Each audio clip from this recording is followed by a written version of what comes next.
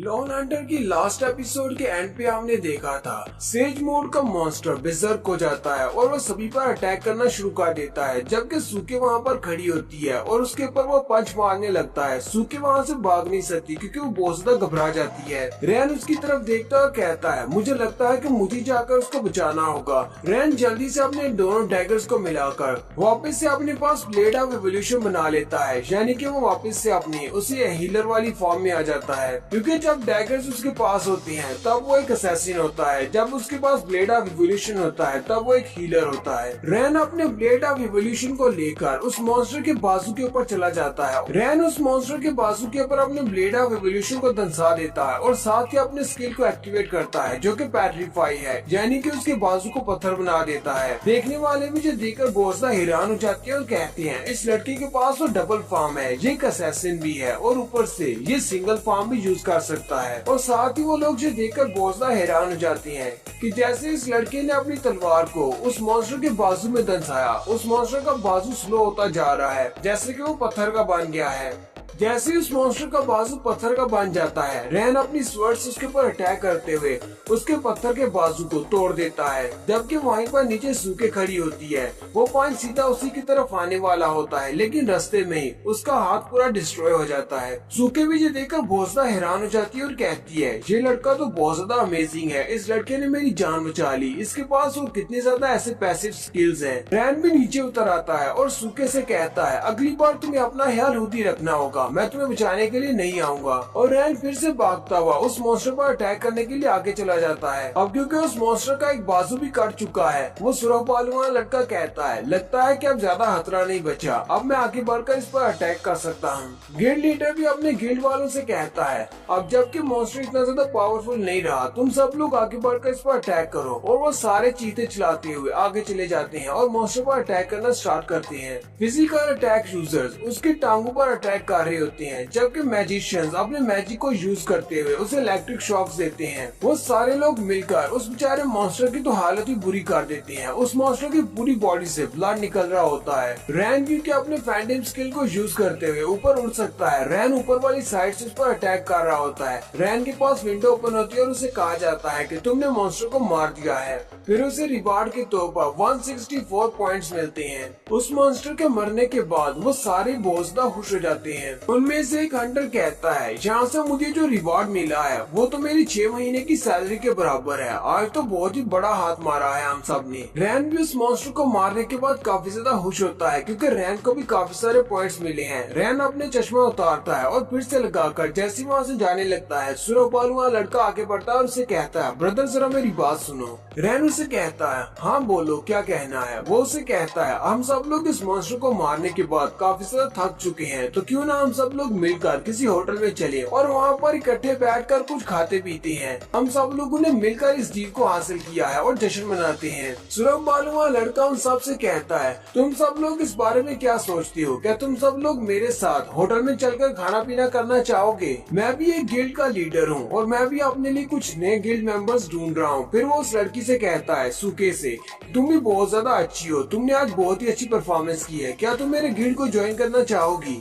सूके आगे बढ़ती है और रैन से कहती है तुम्हारा बहुत बहुत शुक्रिया, तुमने आज मेरी जान बचा ली, मेरा नाम सूके है, तुम कौन हो? सूके अपना हाथ उसके सामने करते हुए कहती है प्लीज मेरे थैंक्स को एक्सेप्ट करो। रैन पहले तो उसकी बात सुनकर हैरान हो जाता है, फिर उसके साथ हाथ मिलाते हुए कहता है मेरा नाम सॉन्ग रैन है, तुमसे मिलकर काफी अच्छा लगा। रैन का नाम सुनते ही सूके बहुत ज्यादा गुस्सा हो जाती है और वो जल्दी से अपना हाथ उसके हाथ से छुड़वा लेती है और पीछे खींच लेती है। सूके उसे कहती है क्या तुम वही वाले ज़ेंग रैन हो जो कि एक नॉर्मल रैंक की डंजन के अंदर एक स्क्वाड के साथ गया था, जबकि बाकी के सारे लोग मारे गए, तुम अकेले ही उस डंजन के अंदर से बाहर निकले और बाहर आने के बाद तुमने हांग टू गिल्ड की एक लड़की लूमी को चैलेंज किया और उसे मार डाला। बाकी के हंटर्स भी ज़ेंग रैन का नाम सुनने के बाद काफी ज्यादा चौंक जाते हैं और कहते हैं ये वाला नाम तो सुना सुना लगता है कि ये वही लड़का है जिसने लूमी को चैलेंज किया था। ज़ॉम्बी भी अपने डाकी के साथ वहीं पर आ जाती है, पहले पता नहीं वो कहाँ पर थी, वो उसे आते ही कहती है तुम जहाँ पर हो मैं तुम्हें कब से ढूंढ रही हूँ, तुम्हारे इर्द गिर्द तो बहुत सारे लोग हैं, कहीं ऐसा तो नहीं कि इन सब लोगों ने फिर से तुम्हें देख देख लिया है और ये सारे तुम्हारे फैन हैं। सूके अपनी मिक्सी से कहती है, मिक्सी जल्दी से अटैक मोड में चेंज हो जाओ।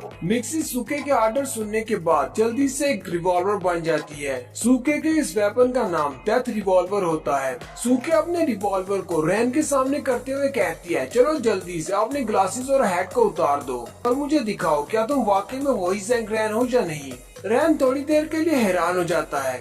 रैन को कुछ भी समझ नहीं आ रही होती कि आखिर ये लड़की चाहती क्या है। इसने उसके सामने अपनी गन को क्यों तान लिया है। ज़ॉम्बी भी जल्दी से अपनी छड़ी को निकाल लेती है और कहती है, तुम्हें क्या हो गया, लगता है कि तुम पागल हो गई हो। सूके ज़ॉम्बी से कहती है, पीछे ही रहो, अगर तुम आगे बढ़ी तो मैं इस लड़के के सर में एक बड़ा सा होल कर दूंगी। बाकी के सारे हंटर्स भी उस तरफ देखना शुरू कर देते हैं और कहते हैं, जरा उस तरफ देखो, उस लड़की ने एक लड़के के ऊपर गन तानी हुई है। ये लड़का तो वही है जिसने यहाँ पर इस मॉन्स्टर को मारने में हमारी बहुत ज्यादा हेल्प की है। फिर उस लड़की ने उसके ऊपर गन क्यों तानी हुई है, चलो चल कर देखते हैं। लगता है कि लड़की पागल हो चुकी है, वो नॉर्मल नहीं लग रही, चलो वहाँ पर चल के देखते हैं। वो सारे हंटर्स जैसे ही सूके को रोकने के लिए आगे बढ़ने लगते हैं, वो उन सबसे चिल्लाकर कहती है, सभी लोग पीछे रहो, अगर तुम सब लोग आगे बढ़े तो मैं इस लड़के के सर में एक बड़ा सा छेद कर दूंगी। रैन उसे कहता है, अच्छा ठीक है, मैं अपनी हैट को उतार देता हूँ, तुम्हें गुस्सा करने की जरूरत नहीं है।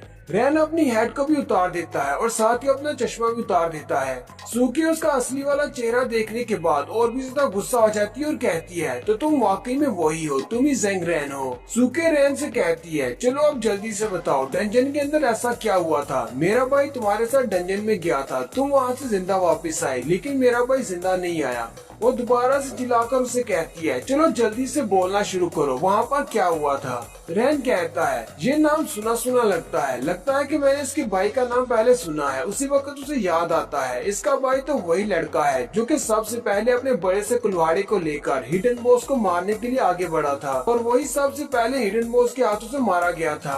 रैन उसकी तरफ देखकर सोच रहा होता है, इतनी रेंज से अगर ये मुझ पर अटैक करती है तो मेरे पास बचने का कोई चांस नहीं है। अगर मैं अपने फैंटम स्किल को भी यूज करता हूँ तो वो भी थोड़ी देर के लिए रहेगा। मुझे नहीं पता कि ये लड़की कब शूट करेगी, लेकिन मुझे इस बात की समझ नहीं आ रही कि मैं इसके सवाल का जवाब कैसे दूं। हालांकि मैंने उन सबको वहाँ पर मरते हुए देखा है, वो सारे के सारे हिडन बॉस के हाथों से मारे गए हैं। उनमें से ज्यादातर तो मुझे बचाते हुए मारे गए, लेकिन लास्ट पर मैंने उस हिडन बॉस को मार डाला और उन सब लोगों की मौत का बदला ले लिया। लेकिन मैं इस बात को इस लड़की को कैसे एक्सप्लेन कर सकता हूँ कि इसका भाई वहाँ पर मारा गया। रैन अपने आप में सोच रहा होता है, अब मैं क्या करूँ, मैं तो एक बड़ी मुश्किल में पड़ गया हूँ। क्या मुझे इसे बता देना चाहिए या फिर नहीं? क्या मैं इसे ये बताऊं कि वो सारे लोग मेरी वजह से मारे गए हैं? हालांकि वो सब लोग मुझे वहाँ पर प्रोटेक्ट कर रहे थे। अगर मैं उनके साथ वहाँ पर नहीं होता, क्योंकि मैं एक कर्स्ड हीलर हूँ, यानी कि एक श्रापित हीलर हूँ, मेरी वजह से वो सब लोग बहुत ज्यादा स्लो हो गए। हम लोग वहाँ से वापस आ रहे थे, अगर हम लोग वहाँ पर नहीं रुकते, उस मॉन्स्टर के साथ फाइट नहीं करते, तो सारे लोग खुशी खुशी वापस घर आ जाते।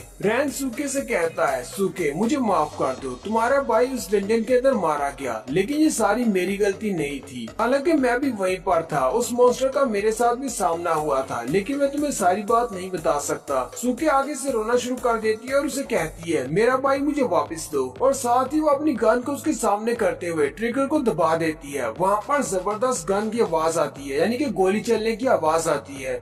सारे लोग उसकी तरफ देखते हैं और कहते हैं, वो लड़की तो वाकई में पागल है, उसने गोली चला दी। वो सारे लोग उस तरफ देखना शुरू कर देते हैं, क्या वाकई में रैन को गोली लग गई या नहीं। लेकिन वो सारे लोग ये देखकर बहुत ज्यादा हैरान हो जाते हैं कि उसकी बुलेट जो उसने अपनी रिवॉल्वर से चलाई होती है वो दो टुकड़ों में कट जाती है, क्योंकि वो सुरख बालू वाला लड़का अपनी तलवार से उसकी बुलेट को सेंटर से दो हिस्सों में काट देता है। सुरख बालू वाला लड़का सूके के सामने खड़ा हो जाता है और कहता है, मेरा अपना एक गिल्ड है और मैं इस लड़के को अपने गिल्ड में ज्वाइन करवाना चाहता हूँ, इसलिए ये मेरा एक रिक्रूट है, तुम इसे नहीं मार सकती। अगर तुम्हें इसे मारना है तो सबसे पहले तुम्हें मुझे मारना पड़ेगा। बाकी के सारे हंटर्स भी बहुत ज्यादा गुस्सा हो जाते हैं और कहते हैं, तुम पागल हो, तुम यहाँ पर कहाँ से आई हो, तुम ऐसे ही किसी को नहीं मार सकती। वैसे भी ये एक रूल है कि एक हंटर दूसरे हंटर को अरीना के बाहर नहीं मार सकता। रैन उन सब से कहता है, सब लोग शांत हो जाओ। उसी वक्त उन्हें गाड़ी के चलने की आवाज आती है, एक गाड़ी उनके पास आकर रुकती है। वो सारे उस गाड़ी को देखकर हैरान हो जाते हैं और कहते हैं लगता है कि हंटर एसोसिएशन से कोई यहाँ पर आया है,